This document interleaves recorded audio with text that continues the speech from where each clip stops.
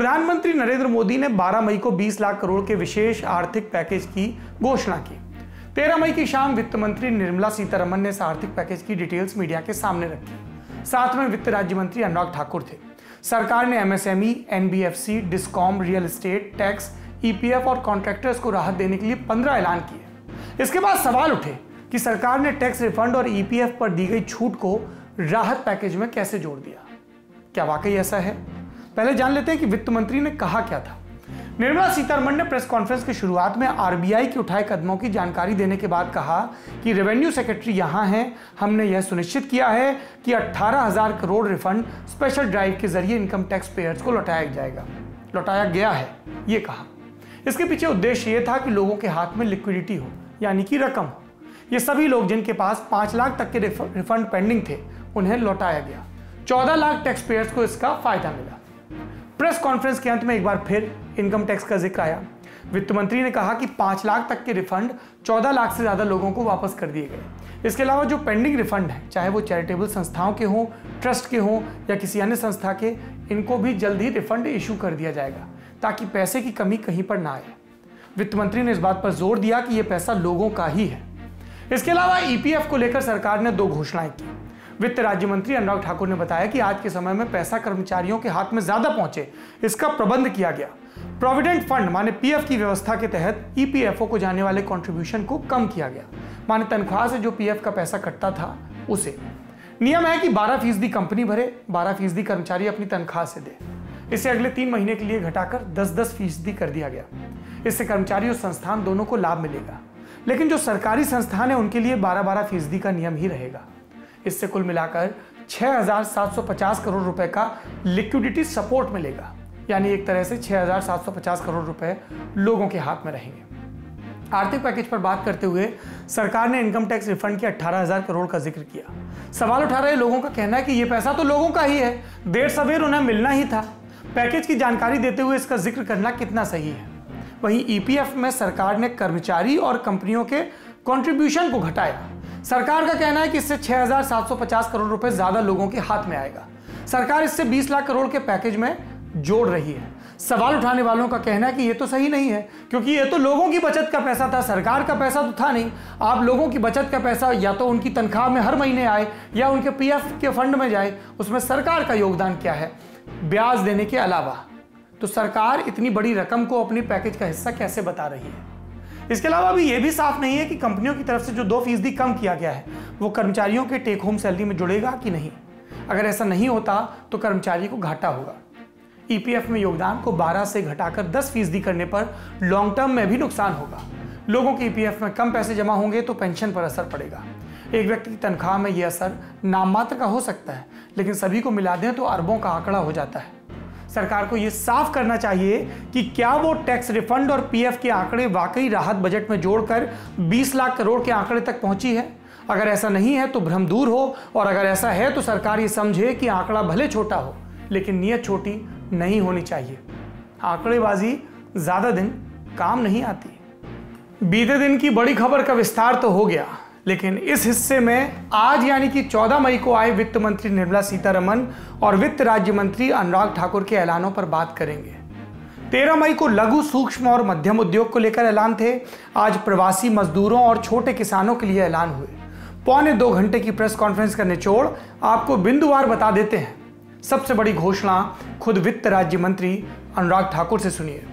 आज के समय में अगर देखा जाए तो जो प्रवासी मजदूर था उसको सबसे बड़ा संकट आया, लेकिन टेक्नोलॉजी के माध्यम से आने वाले समय में उनको कभी, भगवान ना करे, कोविड-19 जैसी स्थिति ना आए, लेकिन अगर कुछ भी होता है, स्थिति ना भी आए, वैसे भी चले, तब भी वो देश के किसी कोने में हो, वो कहीं पर भी अपने राशन कार्ड का इस्तेमाल कर सकें। 1 नेशन 1 राशन कार्ड, ये योजना हम लाने वाले हैं, और इसके माध्यम से आप देश के किसी कोने में भी किसी भी उचित मूल्य की दुकान से अपना राशन ले सकते हैं, जिसको हम डिपो भी कहते हैं, राशन डिपो भी कहते हैं, ताकि राशन वितरण प्रणाली से जो आपके हिस्से का आप उसको ले पाएं। 1 नेशन 1 राशन कार्ड, यानी आपके पास राशन कार्ड है तो देश में कहीं भी उचित मूल्य की दुकान से सरकारी राशन ले सकते हैं। अगले साल के मार्च महीने तक ये योजना पूरे देश में लागू हो जाएगी। ये नरेंद्र मोदी सरकार की बहुत अच्छी पहल है। प्रवास में रह रहे मजदूरों को राशन लेने में जो दिक्कतें लॉकडाउन के दौरान आई वो हम सब ने देखी। One nation one ration card अगर दुरुस्त काम करे तो ये दिक्कतें नहीं आएंगी। This can be a game changer. मजदूरों के लिए दूसरा बड़ा ऐलान, वित्त मंत्री ने कहा कि अब न्यूनतम मजदूरी का यूनिवर्सलाइजेशन किया जाएगा, यानी पूरे देश में एक समान न्यूनतम मजदूरी तय की जाएगी और कानून लाकर इसे सख्ती से लागू किया जाएगा। वित्त मंत्री के मुताबिक अभी सरकार की तय की गई न्यूनतम मजदूरी सिर्फ 30% मजदूरों को ही मिलती है।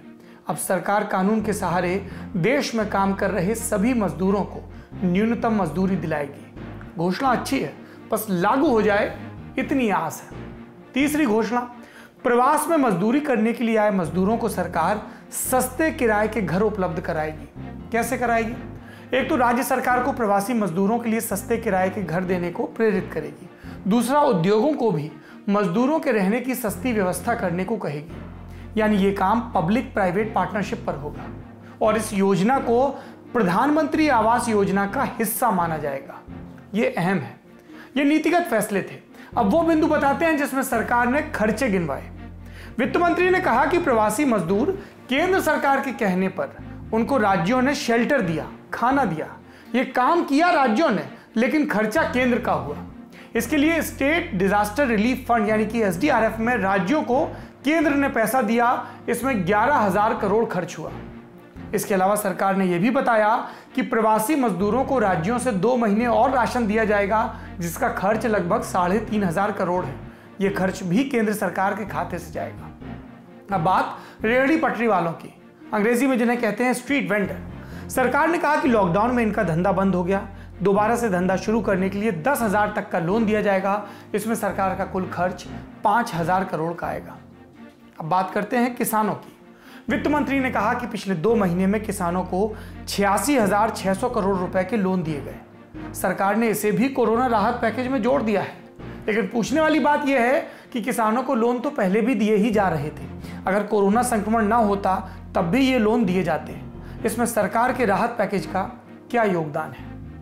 किसानों को लोन वाला ही एक और आंकड़ा सरकार ने दिया। कहा कि अब 30,000 करोड़ के लोन और जारी करने के लिए नाबार्ड या सहकारी बैंकों को कहा जाएगा। इसके अलावा किसान क्रेडिट कार्ड पर भी ऐलान हुआ, सबको दिया जाएगा वगैरह वगैरह। मजदूरों और किसानों की बात हुई। मध्यम आय वर्ग, उन्हें घर बनाने में दी जा रही छूट पर भी एक ऐलान हुआ। सरकार ने कहा कि 6 लाख से 18 लाख रुपए सालाना कमाने वाले अगर हाउसिंग लोन लेते हैं तो उनको सब्सिडी देने का जो सिलसिला चल रहा था उसे मार्च 2021 तक के लिए बढ़ा दिया गया। ये योजना पहले से चल रही थी। इसमें सरकार का 70,000 करोड़ का खर्च आएगा। इन सबको मिलाकर सरकार का आज का खर्च कितना हुआ? 2,05,000 करोड़। हालांकि इसमें कई योजनाएं पहले से चल रही हैं जिनका पैसा पहले से अलॉट होगा, लेकिन फिर भी हम एक मोटा माटी गणित लगा सकते हैं। कल जो घोषणा की गई थी वो लगभग 5,20,000 करोड़ की थी। आज की घोषणाएं करीब 2,05,000 करोड़ की। दोनों मिला के हो गए 7,25,000 करोड़। 8 लाख करोड़ RBI की लिक्विडिटी वाला, इन दोनों को जोड़िए तो हो गया 15,25,000 करोड़। बच गया 4,75,000 करोड़। पहला पैकेज आ चुका था, इसमें 1,70,000 करोड़ और माइनस कर दीजिए उस पैकेज का, अब बचा 3,05,000 करोड़। राउंड फिगर में 3 लाख करोड़ मान लेते हैं, यानी 20 लाख करोड़ में से 17 लाख करोड़ आपको दिया जा चुका है। सोशल मीडिया के गणित से जाएं तो अब सरकार को प्रति व्यक्ति सिर्फ 2,307 रुपए और खर्च करने हैं, बाकी की सरकार दे चुकी है। अब ये मत कहिएगा कि आपको तो कुछ मिला ही नहीं। CTC और इन हैंड का खेल यही होता है। वैसे अभी कुछ किश्तें और बाकी हैं।